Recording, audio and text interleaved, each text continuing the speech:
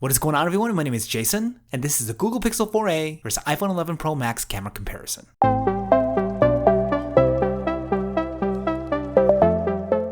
So if you're like most other consumers, camera quality on a phone is probably up there as one of the most important features to consider when picking up a new smartphone. And smartphone cameras have virtually replaced older point and shoots, and platforms like Instagram and TikTok being super popular, it's understandable that you want a phone that is packing some seriously capable cameras. Now, if you've done any up-to-date research at all, you've probably heard that the cameras on the newest flagship iPhones are considered by many as the best on any smartphone right now. And as someone who owns the iPhone 11 Pro Max, I can attest to the amazing quality coming out of the cameras on this very premium phone. But it's very likely that your research also mentioned another phone that's renowned for what it can do with its cameras, and that's the Google Pixel. And I've been actually using the new Pixel 4a for about a month now, and no doubt the image quality you're getting out of this thing is pretty incredible. Now here's the elephant in the room. The iPhone 11 Pro Max costs a whopping $1,200 or so for the base model, making this one of the most expensive consumer smartphones available today.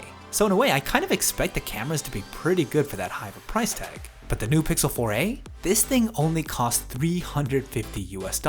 So with such a wide disparity in price, I thought I'd do a comprehensive camera comparison between these two phones to see A, which one is better, and B, which one is more worth it for the price. Plus at the end, I'll go over which phone I ultimately think is better in my opinion, which is definitely going to be tough as you're going to see here in just a second. Now a couple ground rules here. I recognize that the iPhone 11 Pro Max has a total of 4 cameras while the Pixel 4a has only 2. As I am basing this review strictly on image and video quality, I'm only going to be using the primary front and back camera on the iPhone, and not the ultra wide or zoom lens in this comparison. Also, I'm going to be showing you guys the images/videos as is. There'll be no additional editing, so what you're seeing is what's coming straight out of the camera. Now before we get into the review, if you're into checking out the latest consumer tech products before you buy them, or if you're just a tech head like me, I make a video like this every single week, so make sure to hit that thumbs up button, and don't forget to subscribe so you can be the first to know when a new JSL review is out and you don't miss anything. And quick question for you guys. Before I get into all this, which phone do you think is better with its cameras? The iPhone or the Pixel? Curious to get your thoughts. Let me know what you guys are thinking in the comments down below. Okay, first up, let's start off with the front-facing cameras and let's get the specs out of the way. The iPhone 11 Pro Max is packing a 12 megapixel f2.2 true depth camera, which can shoot 4K video in either 24, 30, or 60 frames per second, which is pretty ridiculous. The Pixel 4a, on the other hand, has an 8 megapixel f2.0 selfie camera that can shoot video in only 1080p at 30 frames per second. Now before you let the spec differences try and sway you in one way or another, take a look at these two selfies and first, make a choice on which one you like better, and then take a guess at which phone you think it came out of. Let it marinate for a second, really take a close look. Okay, so if you like the one on the left better, that's the image coming out of the iPhone 11 Pro Max, which means if you like the one on the right, you prefer the selfie on the Pixel 4a.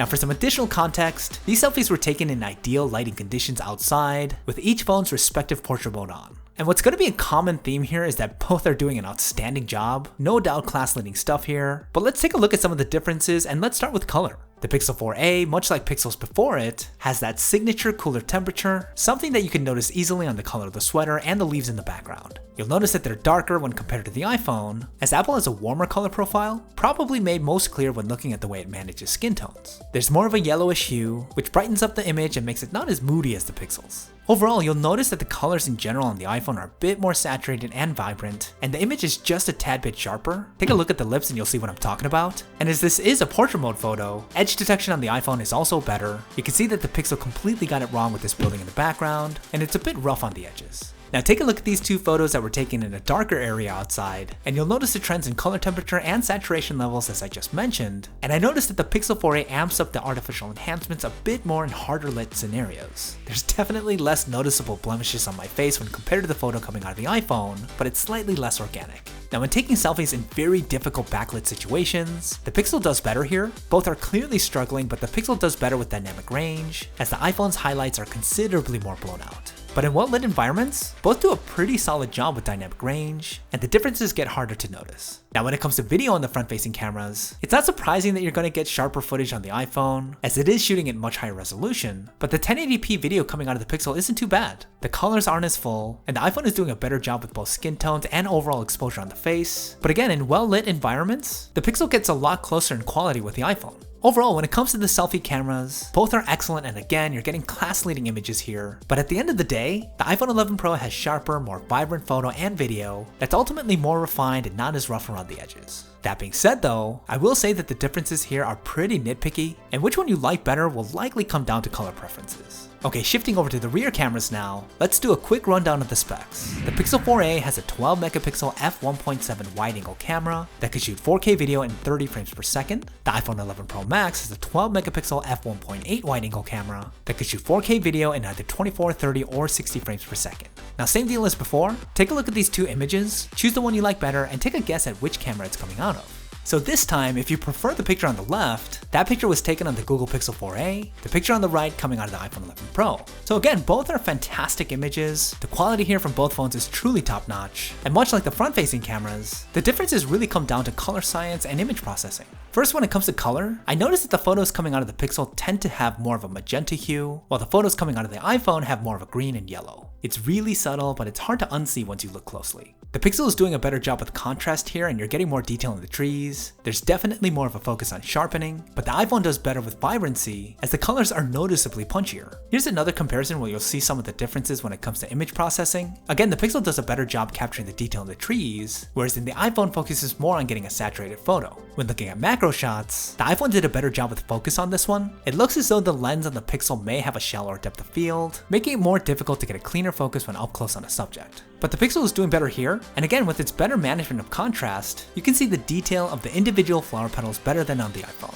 Now, one thing to add, I think the background blur is better on the iPhone. It's not as aggressive and more natural than the Pixels. Okay, when it comes to dynamic range, the Pixel is doing a better job at lifting the colors in the trees in the background. It can make the image feel a bit overprocessed, but that also really comes down to preference. When you compare photos taken with portrait mode, both do a good job with separation. The blur again on the Pixel is pretty aggressive and not as natural looking as the iPhones. And last, as both cameras have their respective night modes, when comparing these two low light images, the picture coming out of the iPhone is overall more rich and better detailed. If you look at the trees on the right and the window straight ahead, the sensor is grabbing more detail there, and even in this one, you can see that the picture from the iPhone is way sharper, and it's even doing a better job pulling out some of the astrophotography skills with the stars in the sky. Okay, last, let's take a look at some video samples. This video was shot on the Pixel 4a in 4K 30 frames per second, and I'm actually really impressed at just how much detail you can get when you're shooting stuff pretty close up. You can see that it's pretty similar in quality with the iPhone, but when you compare clips at a wider focal length, in which the sensor is taking way more data, you start to see the differences. The clip here on the Pixel is again decent, but it's not doing that great of a job with dynamic range, and the colors come off pretty flat. Now take a look at the footage coming out of the iPhone, and you'll see the differences right away. There's way better dynamic range, and the colors are clearly more vibrant. This is no doubt testament to the strength of Apple's A13 Bionic chip,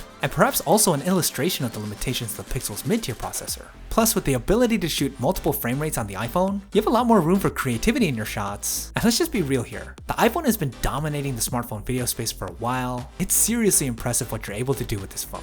Okay, so overall, when it comes to rear camera performance, I personally tend to prefer the still images coming out of the iPhone just a tad more. They're more consistent when it comes to quality, and I like the color science that Apple has baked into its image processing. Both night mode and portrait mode take advantage of the horsepower the iPhone has to pump out a cleaner image, and the video capability is seriously unmatched. Now, before you go all Apple fanboy bashing on me in the comments, remember that this phone costs $1,200. So it shouldn't be too surprising at all that the cameras perform better than a phone that's almost a third of its cost. And in that vein, considering just how close the Pixel is getting here in terms of overall quality, it's mind-bogglingly good value. I am so impressed at what this phone could do. It seriously leaves me in awe every time I see what the phone generates after I press the shutter, and no doubt the overall quality you're getting here is and deserves to be at the very top. But hey, those are my thoughts, and I want to hear what you guys think. Which phone do you prefer after taking a look at these pictures? Let me know what you guys are thinking in the comments down below.